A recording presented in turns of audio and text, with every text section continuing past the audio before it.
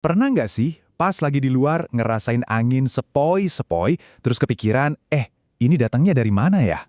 Nah, kali ini kita akan coba jawab pertanyaan yang kelihatannya simpel itu.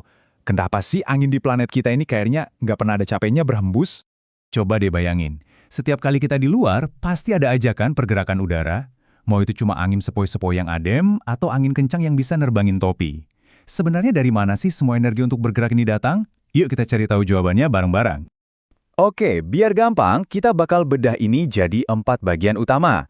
Kita mulai dari sumber energinya, terus kita lihat gimana udara bisa bergerak, lalu ada kekuatan-kekuatan tak terlihat apa aja yang mempengaruhinya, dan terakhir, apa sih dampaknya buat kita semua? Nah, percaya atau enggak, semua pergerakan udara di bumi kita, dari yang paling lembut sampai yang paling dahsyat sekalipun, itu semuanya berawal dari satu sumber yang sama, matahari. Yuk kita lihat gimana energi dari bintang raksasa itu bisa jadi penggerak utama angin. Cuma 8 menit. Segitu doang waktu yang dibutuhin energi matahari buat menempuh jarak 150 juta kilometer sampai ke planet kita. Ini menunjukin betapa cepat dan kuatnya pengaruh matahari ke semua yang ada di bumi, termasuk udara yang kita hirup setiap detiknya. Oke, jadi gini langkah pertamanya. Dan ini penting banget. Energi matahari itu nggak langsung manasin udara. Sebaliknya, dia manasin permukaan bumi dulu, tanah dan lautan. Nah, daratan itu memanas jauh lebih cepat daripada lautan. Dan perbedaan suhu inilah kuncinya. Baru deh permukaan yang hangat ini ngetransfer panasnya ke lapisan udara tepat di atasnya. Oke, jadi udaranya udah anget nih deket permukaan.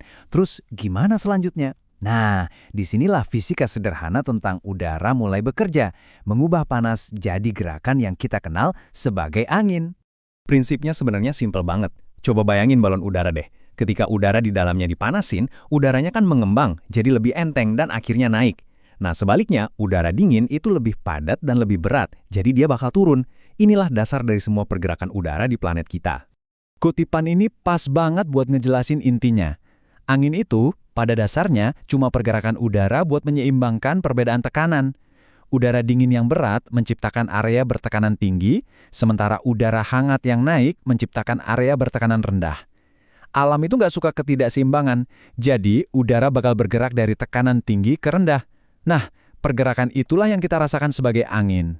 Nah, gambar ini ngejelasin siklusnya dengan jelas banget. Langkah pertama, pemanasan dari matahari. Langkah kedua, udara hangat yang lebih ringan naik ke atas. Dan langkah ketiga, udara dingin yang lebih berat di sekitarnya langsung masuk buat ngisi ruang kosong yang ditinggalin. Siklus simpel inilah yang terjadi terus-menerus di seluruh penjuru planet kita. Tapi tunggu dulu, pergerakan udara ini ternyata nggak lurus-lurus aja loh. Ada semacam tangan-tangan tak terlihat yang ngebengkokin dan ngebentuk alirannya jadi pola yang jauh lebih rumit. Ayo kita lihat kekuatan apa aja itu. Dan salah satu kekuatan terbesar ini namanya gaya Coriolis. Gini deh, bayangin kamu coba gambar garis lurus di bola yang lagi muter. Pasti garisnya jadi melengkung kan? Nah, itulah yang terjadi sama udara. Karena bumi kita muter terus, angin jadi nggak bisa bergerak lurus gitu aja. Dia dibelokkan. Dan inilah yang menciptakan pola-pola angin global yang kita kenal. Efeknya ini bisa dahsyat banget loh. Di lautan tropis yang hangat, di mana banyak banget udara panas naik, gaya Coriolis inilah yang mulai memutar massa udara itu. Kalau kondisinya pas, putaran ini bisa berkembang jadi siklon atau badai yang sangat merusak. Selain putaran bumi, wajah planet kita juga ngaruh banget. Angin yang lewat di atas lautan luas bisa melaju kenceng tanpa hambatan. Tapi begitu ketemu barisan pegunungan, dia dipaksa naik. Atau pas masuk ke kota, kecepatannya melambat dan arahnya jadi berantakan karena gedung-gedung tinggi. Oke, kita udah ngerti gimana angin terbentuk dan bergerak. Sekarang, pertanyaannya, kenapa ini penting banget buat kita? Angin itu bukan sekedar fenomena cuaca biasa. Dia secara aktif membentuk dunia dan bahkan peradaban kita.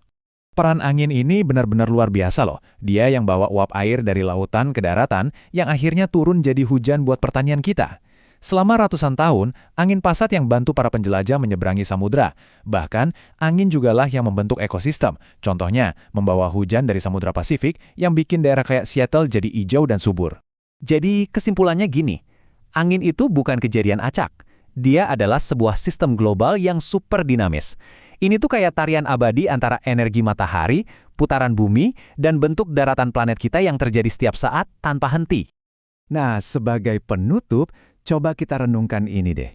Kalau pergerakan udara ini kita ibaratkan sebagai napasnya planet bumi yang menyebarkan panas dan kelembapan ke seluruh penjuru, kira-kira apa ya yang mau dia sampaikan lewat perubahan polanya tentang kesehatan bumi kita sekarang?